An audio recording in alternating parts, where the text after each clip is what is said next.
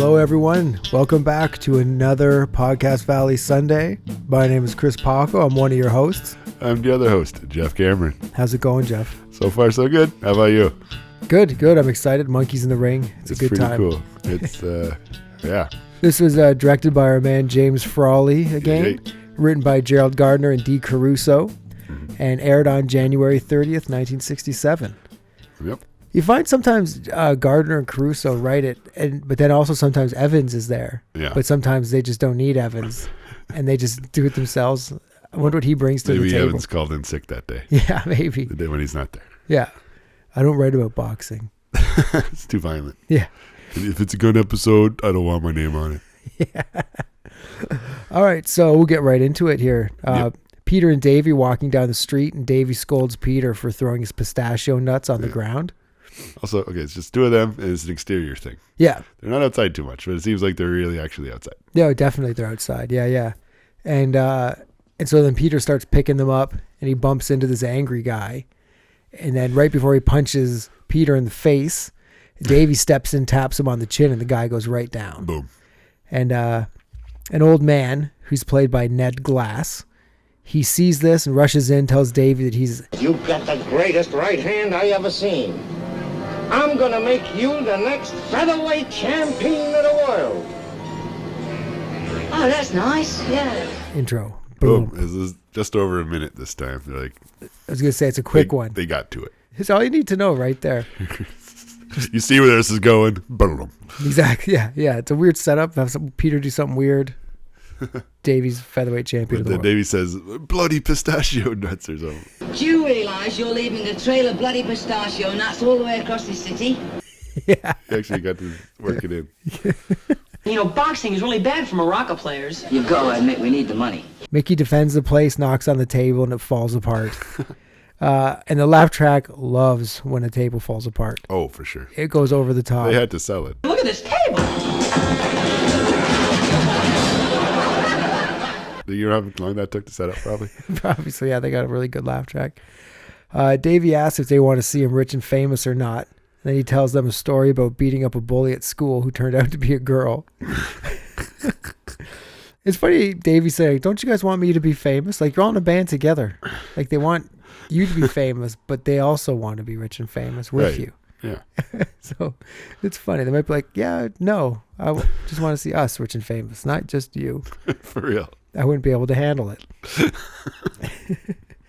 As Davy's leaving, Mickey stops him in an old man outfit. Please, my boy, listen to your papa. Don't go in the ring, don't be afraid to think of your hands, your beautiful hands. You never play the violin again. But I don't play the violin. You could learn. Oh, geez. That's a very Monkees joke. And then, but Mike gets a kick out of that.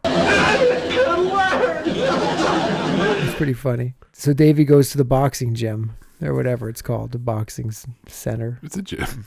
Okay. Boxing field. So at the gym, a bunch of dudes are working out and boxing. And in the office, Sholto, that's the guy's name, the old man, Yep. and Vernon, they talk about how they're going to take advantage of Davey and wonder which boxers will take a dive in the third. Vernon is super stupid. They always have to have a dumb guy, and Vernon's the dumb guy in this one. And you know what? It sounds like after a few episodes off, the mob is backing down. Yeah, it's true. They let them stretch their legs as a band, and now... And now it's the muscle's back at the doorstep. Yeah. Looking to collect. So Davey shows up, and the other boys are with him. And he tells Sholto. Sholto? Sholto. Shiloh earlier, but it's Sholto. Sholto. That they don't think he should do any boxing. And Sholto says that he'll get rid of them and tells Vernon to get Rocco. Get Rocco. Get Rocco! Get Rocco! And then Davey tells him, Hey, just a minute. If they go, I go. Don't get Rocco. Don't get Rocco! Don't get Rocco! Mike asks what's in it for him to Sholto, and he says just a little bit of Davey's purse. And Peter says he doesn't even have a purse. He has a wallet. And Sholto says that he doesn't even know if Davey has what it takes yet. So then they go into the gym part. And in the gym, Vernon changes the bag so that when Davey punches it, it goes flying. And so Sholto gets Davey to punch one of the other boxers, whose name's Smasher, and he goes flying. And Vernon is fake amazed, and the boys don't understand what's going on. Mickey says it's no big deal and punches Smasher a few times, and he just totally ends up breaking himself. Oh my god. Can't throw it so hard. Anybody can do that, man. You just kind of dance around a little bit and you give him a right to the... Sholto tells Davy and the boys that if Davy doesn't win his first 3 fights by knockout, the boys can have him back. And it's all done. They all agree to that. So Sholto gives Davy a robe that says Dynamite Davy Jones on the back. And he gives him a proud punch on the chin, and Davy goes down hard. Man, I'd love to make a Dynamite Davy Jones robe and wear it to like a Monkee show. Oh, yeah. I don't know if it'd be as cool now, but... No, maybe. So back at the pad, Peter's playing Johann Sebastian Bach's Jesu, or Jesus, I don't know, Jesu, Joy of Man's Desiring, which might not mean anything to hear that, but if you heard it, you'd know exactly what song it is. Yes, for sure. And Davy's telling the boys that he's just going to go on a boxing tour and he'll be fine. And Mike says he'll be in a lot of strange towns and there'll always be one hotel with fast women, gambling, drinking, etc. Fast women and loose talk. You know what you do when you get to town? Find that hotel. You'll do fine. And Mike gives him a playful punch on the chin and Davy goes down hard again. So it's like a little montagey thing of Davy at the gym training him, which leads into Monkey's Romp number 1 with Laugh. Of course. For some reason. The Eye of the Tiger of 1967. Yeah. Like, Stepping Stone would have been better for this. For sure. Oh. It's got some balls. Yeah. Yeah. It would have been way better than freaking Laugh at this point. Maybe, they're just like, hey, haven't played this song in a while. I guess. People might think it sucks. We need a Davy song. We need the most rockin' Davy song in the can so far. And it's probably Laugh. It probably is. I Unreal. love you when you look into my eyes. What's that song called again? What was it? Look at the bottom of the list. The Day We Fall in Love? The Day We Fall in Love. On the day we fall in love, you and me. Yeah, that's what they should have put in this. So in this romp, Davy's shadow boxing gets knocked out by his own shadow. But it's kind of cool because the shadow and him are moving pretty much in sync. So it looked pretty cool. Yeah. There's also a recycled robe footage from the hospital in the previous episode. Oh, yeah? A couple episodes ago, yeah. I didn't notice that. Because there was some sort of like phys ed training stuff, right? Yeah. So they worked in some of that. Interesting. Like skipping rope with like little girls. Slow motion of Davy working out. In his first fight, he knocks the guy out without hitting him. Second fight, he knocks the guy out with one weak-ass little punch. Huh. And then he's like that funny thing on the stationary bike where he can't stay on it. He's just flopping around. And then the third fight, he knocks out the guy at the opening handshake. And the cool thing with this romp is it is like a montage of the first 3 fights. Like it wraps them up really nicely. So it's kind of it's productive. It's a romptage. Romptage, yes. Romptage is done. Sholto tells Davy that he has a fight with the champ, and the newsmen are asking him questions. When asked what fight means the most to him. The Revolutionary War. That's when we gave you this little island. No letters on that, please. Thank you. Definitely hilarious, I think. Yeah. I made a note of this. We're 10.5 minutes into an episode, and Davy is like doing the champ talk. Yeah. It's like an efficient one. Yeah. They've learned. Like no superfluous characters and girls. Yeah. It's been a while since there's been a Davy girl episode. I think Davy and Fern. Yeah. So at this point, yeah. And just kissing that girl in the closet. Yeah. Well. Whatever.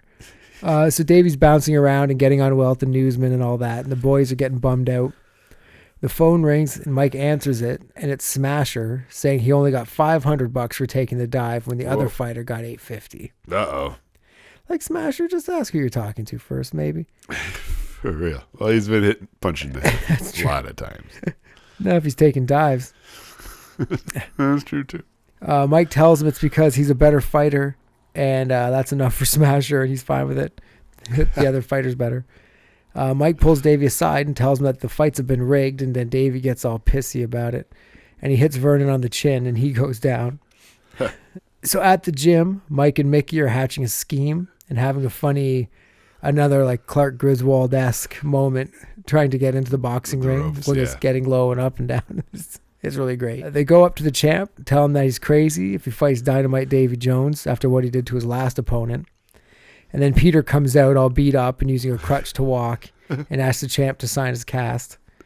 And the champ recognizes them after Mickey makes a joke about never being able to play the guitar again. And he throws him out of the gym. So he's very much a Cassius Clay rip-off or homage to. Everything he says rhymes. Tell me true and don't make no bones. How was your fight with Davy Jones? He always talks that way. I made a note, voiceover, question mark. You think it's... Think it's the guy's voice? Yeah. I don't know. It's being replaced. That's a good question. I didn't notice anything, but... There was something that tipped me off that maybe it was overdubbed. Maybe by the same guy, maybe not. Yeah. Because it is a lot of rhyming and stuff going on. Yeah. Vernon, who was watching the whole thing, he gets an idea or something like that. He has a weird look on his face. Yeah. And the Peter injury ruse. Yeah. I wonder if they actually... Peter, we're going to break your leg. Yeah. So Vernon tells Sholto that he saw the boys trying to talk the champ out of fighting Davy. And Sholto tells him that he has to keep them away from Davy until after the fight. Kind of like, okay, they have to babysit the guys at the house like they had to at the other episode. Yeah, exactly. So he just put $10,000 on the champ. Because of Jones's record, the odds were crazy. And so he could make a lot of money when the champ punches through Davy's head. Vernon says that crazy things can happen in the ring, but what if Davy wins? And then Sholto tells him, give Davy sleeping pills before the fight. Yeah. To make it a sure thing. Davy's talking to the newsman, and Vernon gives Sholto a glass of water with the sleeping pills already dissolved in it. And Sholto tells Vernon to go to the pad to keep the boys out of commission until after the fight. So he splits. Then Sholto gives Davy the glass of water, but Davy doesn't want it. No. And the champ comes in to talk to Davy, and then he ends up drinking the sleeping pill water. And so at the pad, the boys are looking for Davy and know that he's at the fight, so they decided to go over there. Then as soon as they open the door, there's Vernon holding a gun. Gun. Thank goodness. It's been 2 episodes without guns, and I was like, this isn't even realistic anymore. So at the boxing match, the champ's yawning already, and the boys are watching it on the TV at the pad with Vernon, and they keep making him get up to adjust the picture. It's just like constantly going up and down. Vernon, would you fix the fine-tuning, please, man? Fine-tuning, yeah. Wait a minute, the contrast is bad. Contrast is bad. The other knob. Down there. The horizontal hold. Fix that. That's that little knob down there. Horizontal hold. The horizontal hold sounds all right to me. And on the TV, they say that somebody knocked down. They have to go into their corner. And Mickey says, Man, I wish he'd go to the corner of Crescent Heights and Sunset. He'd be safe. And that's where the Pandora's box was, which is where the riots were that were referenced in the last episode. Wow. So a little... Topical. Yeah, very topical, actually. So at the fight, Davy's ready, but the champ is so tired he's falling asleep like on top of Davy. And people are booing. Yeah. Commentator is lying about how good the fight is. And Sholto calls Vernon and tells him about the champ drinking the sleeping pills. Oh. And says that Vernon can't let the boys out of the house. He sits down to watch round 2 with the boys, and Mike asks him if he was ever a fighter, and he says he was the best. And Mike says that he must have lost his form by now, and Vernon challenges him to a fight. And Mickey is Mike's second, and Peter is the referee. So it's easy to talk Vernon into completely forgetting about what he was doing in order to take advantage of his dumb ass. And so at the fight, Davy realizes that the boys aren't there and that the champ is being groggy, but the pills are wearing off by the start of the 4th round, and the champ's starting to come back on him. Mm-hmm. Back at the pad, Mike is about to fight Vernon. They tell Vernon that his corner is in the closet. He goes in the closet, and then they lock him inside. Which leads us right into Monkey's romp number 2, which is the first episode in a few that there's been 2 romps in one episode. That's a good observation. And this is to I'll Be Back Upon My Feet. Now that's a boxing appropriate tune. Yeah. Yeah. At least. I guess they didn't want to have a Mickey song during the Just Davy training montage. But now that's the whole gang romping it up. Be back upon my feet. Yeah, true. Which is thematically appropriate. Yeah. So it's Davy fighting in the ring, running away from the champ, crawling on the ground. When he gets punched in the face, he says, "Don't do that." Yep. The boys show up and they run into the ring and chaos ensues. Peter's on the bell. Freeze frames on the guys sitting on each other's laps, which is weird. I think they just look for the most erotic faces. They were mid-blink and used those. Somehow at the end, Davy's the champ. I'm not sure exactly how the champ gets knocked out. And Peter says, And a new champion is the Monkee! he doesn't say Davy Jones. He just gives it to all of them. I mean, why not? Yeah. Hey, why not? Yeah, you completely ruined everything as a group. So Sholto and Vernon get arrested and taken away. The cops must know the monkeys by now pretty well because they're constantly arresting people who are around them. Stuff's going on. They're definitely like the Scooby Gang, pre the Scooby Gang. Yeah. Yeah. Why are you meddling kids? Always meddling in this stuff. You're doing a job for us. Yeah, exactly. So Davy's bummed that the fights were fixed, but Mike tells him, Maybe you're not a great boxer, but you're gentle and you're kind and you're sincere. That's right, babe. Yeah, what's more, you're a good friend and a great musician and a great man. Nah. which is, I like when Mike has, he does the more heart-to-hearts at the end of the He episodes does. than everyone. And Yes. that's something I don't think I knew before. Like I didn't recognize it before. The national anthem is announced and they all salute, but Davy hits himself in the head and knocks himself out. Oh, geez. And that's it. That's how the episode ends. Overall thoughts on this one? It's a good one. Yeah. It's a boxing one. And do you think it's the same boxing set that they use later on in the movie? Ooh, could be. It might be on the lot. But I'm sure on the lot, yeah, they have a couple boxing things. Who knows? Yeah. Maybe Rocky used it later on. It's weird that they it went back specifically to Davy boxing Yeah. in the movie. I don't know why. Yeah, I wonder, if there's a connection. I wonder if he boxes again at some point. They keep hitting the Davy boxing plot line. And then, yes, this was a very Davy episode. Very. And But not a girl and Davy episode. no, it's a shirtless Davy episode. That's true. Slow motion boxing Davy episode. Bunch of young ladies and young boys at that moment knew which direction they were driving. There you have it. So guns in the episode, yes. That's very Back, yes. triumphant return of the gun. Yes. And the gun's friend, the handcuffs. Yeah. Highlight of the show. It might sound silly, but a thing I really liked was the opening shot with Dave and Peter outside. You know what I mean? Breaking that up. Yeah, it was something different. Yeah, but other than that, I don't know. It was It was a stunt table. Or the stunt table. Or the rope comedy, that silent movie style stuff. I was gonna say the rope comedy was pretty funny, and Mike's heart to heart at the end is always nice. Yeah.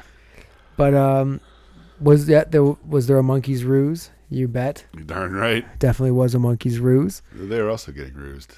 Yeah. Again, ruseception. Yep. Fourth wall break, Mike does a couple times. I think Davey does too, or maybe, I don't know. Best musical moment. Well, it ain't laugh. Yeah, so I'll be back upon my feet. Guess so. Yeah. Wait,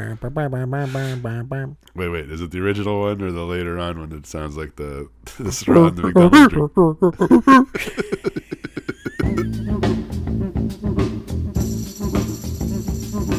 Yeah, that sound. I think it was the original one. Yeah, the You're balloon, familiar with the sound, I guess. the balloon in the cup or whatever it is. Yeah, what is that sound? I'm not sure. Who chooses that? I don't know. What do you want to do in a symphony? I'd like to play the balloon. I like to play in a McDonald's cup. Classic Monkeys moments. Some don't do that's in the fight. Yes. Anything that wouldn't fly. 2020. The cheating and gambling in sports. Well, that's not a thing animore, is it? No. Heck no. It's. I don't think so. It's a pretty tame episode. Pretty tame. Maybe Not much- drugging the guy with the sleeping pills. Yeah, getting the Cosby water involved. It's kind of a. You don't see that much anymore. Yeah. But, there's a It's kind of a thing, right? It's a monkey. People get knocked out. Yeah. Something's going on, or something gets switched. Someone gets knocked out-ish to move the plot along. Man, so a couple did you knows. Ned Glass, the guy who plays Sholto, has 229 acting credits on his IMDb page, and he was like in every show you've ever heard of. Unreal. And he was also in the Partridge Family along with Benson in the last episode. Come on. So it's a stepping stone to the Partridge Family. And the referee is named Al Silvani, and he is Rocky's cut man in Rocky. No way. The major motion picture. Oh, typecast. Yeah. Yeah. As a boxing type person. Not a fighter, but a boxing adjacent type of dude. Nothing's over. Just get me something to drink. Nothing is over. Just give me something to drink. There ain't nothing on ice gonna save you now. Not a drink on ice gonna save you now. That's the greatest commercials. That's really good. That's brisk, baby. Ooh, that's brisk, baby. Yo, that's brisk, baby. Anyway. And so, yeah, that is Monkeys in the Ring. Monkeys in the Ring. Well, mostly one monkey in the ring. Yeah, it's true. I think that's why earlier I called it Monkey in the Ring, because I screwed it up. But now we are on to everybody's favorite part of the show. Maybe, hopefully not everybody. I hope they like the first half hour or whatever, too. Yeah.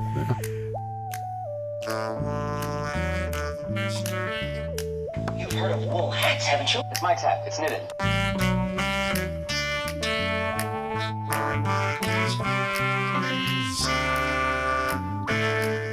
But it's the ongoing random Wool Toque countdown.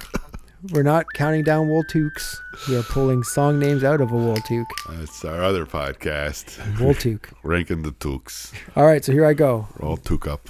Reached in. All toque up is all right. Okay, here it is. What do we got here? It's Got to Be Love. Oh boy. But it feels like love, makes me weep like love, and it tastes just like it's got to be love. All right, so a Mickey song. There's this, yeah. From Changes. Yeah. Everybody's favorite album. It's a Mickey song with a Davy title. Yeah, exactly. So yeah, it's not a bad song by any means, but it's not something I'd reach to, especially on the Changes album. The Changes, yeah, it's got the 70s monkey sound. Yeah.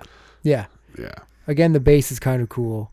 Mm-hmm. The wobbly, dancey bass. And piano, a lot of those obvious rhymes. And Mickey's into it as usual. Yeah. It's well sung, well performed, but not a lot, just not a ton going on. No. And as we're saying, if you took a drink every time you said it's got to be love, you would be schmashed. Because yeah. And like you said, it's 2.5 minutes, but it feels much longer. Yeah. You think it's like 3.5, 4 minutes, and it's like, oh my God. It's not a bad song, but it's not a remarkable song. It is in my head after I listen to it, though, but ask me in 5 minutes. Sometimes they stick, and sometimes they slide. But the electric slide right into the bottom of the countdown. I think it's a jelly. It's a jelly. Somewhere around or below Peter's Percival Patterson Picnic Porky. Let me put it below that. Because right below that is Every Step of the Way, mm-hmm. which is kind of a better than this, then Hard to Believe, then Don't Wait for Me, then A Man Without a Dream. Maybe above Don't Wait for Me. I think you're right. Good call. That's where we'll put it there. All right. To be much lower, it would have to be sung by Davey. Although, the second low, D.W. Washburn's got the Mickey vibe, but so far that's it down there. Yeah, the rest. And Secret Heart is down there as well. Yeah. From Poulet. The French call poulet. Poulet. Have you heard the new Monkey's Chicken? Fantastique. Oh, what do you got there? You know, a lot of these tunes have been kind of, as you might say, schmish. Yes. A lot of schmish. We got La Porpoise song. Whoa. Theme from Head. Oof. Oh, wow. Yay.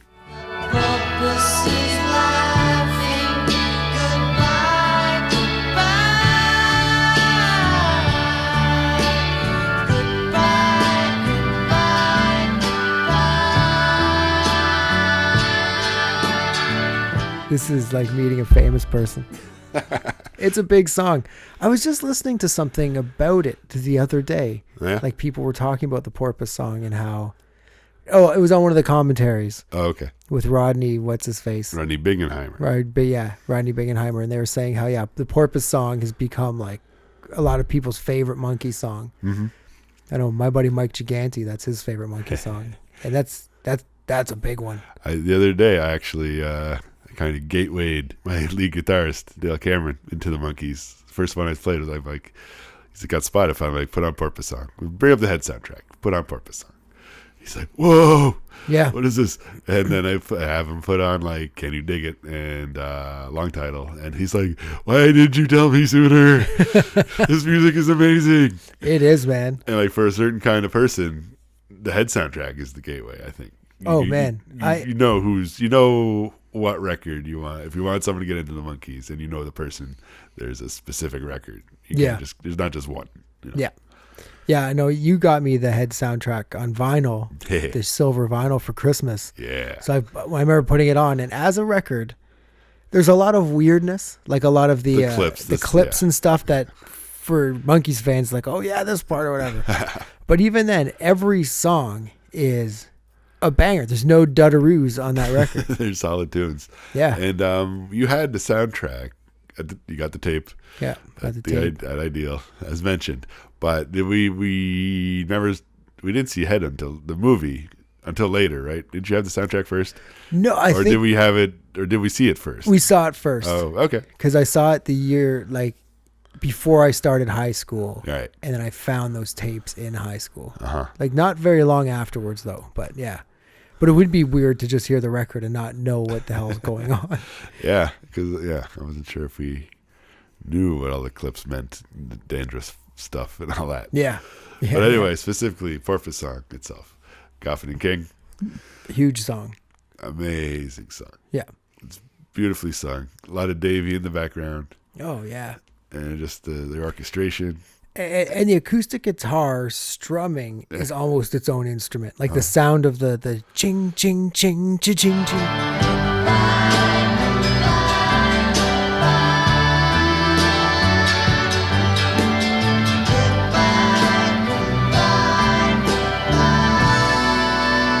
The goodbye part at the end there too. Uh-huh. And it's the drumming.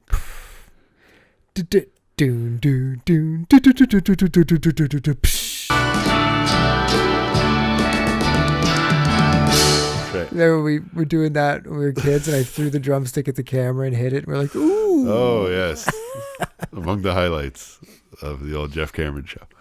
Yes. Okay, so I'd be going high with this one. This goes way high. Way, way high. As helps when you're listening to the Porpoise song. There's a lot of head soundtrack up here in the top 5. It's true. But what can you do? For real. Okay, so we'll just rattle the top 5. Number 1, long title. Do I have to do this all over again? Pleasant Valley Sunday, Circle Sky, Listen to the Band, You Just May Be the One. So that's the top 5. This is tough. Mm-hmm. I could say this is the best Monkees song. Whew. That's what we've pulled so far. I could possibly see putting this at the top, and yeah, a lot of people would have a hard time saying no, that's not the best Monkees song. Yeah. So let's put it there. I'll go with you. I'll go with you on that one. Yeah, I know how you feel about long title, but this is this exactly. No, that's a new number 1. Holy smokes! How about that? Crazy. That doesn't happen often. Obviously, it's number 1. You run tell that. We finally got out of Davy Jones' locker and went all the way up to number 1. Crazy. So yeah, Porpoise song number 1. Bang. And I think that feels good. Feels all right. And we got one more. Oh, geez. It's only downhill from here, probably. It's nowhere to go but down. Can you imagine if we pull like the new number 1, like Porpoise song's only number 1 for one go? For less than a minute. Oh, Porpoise song. Porpoise song. Okay, here we go. Classic. Tomorrow's going to be another day. All right. And I don't care what you say. Tomorrow's gonna be another day. like a jaunty. Yeah. A jaunty series cut. Pretty standard-ish Monkees rocker. Yeah. There's a lot of fish swimming in the deep blue sea. I'm gonna catch me a pretty one and she'll be good to me on my way. And so forth. It's a little good little tune, a little positive. Yeah. Incidentally, it's also a Boyce and Hart jam. Boyce and Hart all over this band. So probably a song that predates the show itself. Yeah, probably. That's true. So we'll start here. Above or below P.O. Box? I put it above. Okay. So above or below As We Go Along? Below. Okay. That's right. That might be where it has to go. Yeah. Right above Daddy's song, and right below As We Go Along. Huzzah. Well, there we go. Another good one. It was a big day, getting a new number one. Big darn day. Long Title's been number one for a long time because Circle Sky held it before that. So, whew, wow. Crazy. You can all say where you were when you heard this for the first time. And remember when Porpoise song came out. Where were you? Probably New Zealand. Probably. Yeah. Yeah, you Kiwis. Is that New Zealand or Kiwis? It's yes. Not Australian, is it? They hate each other. It's the New Zealanders. It's like if you call us Americans and Canadians, like, what the fuck? Different. Yeah. Different, but same. Womp.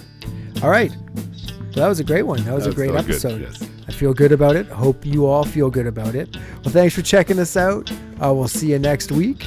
So from me, Paco. And me, Jeff. Have yourself a Monkees little evening. Bye.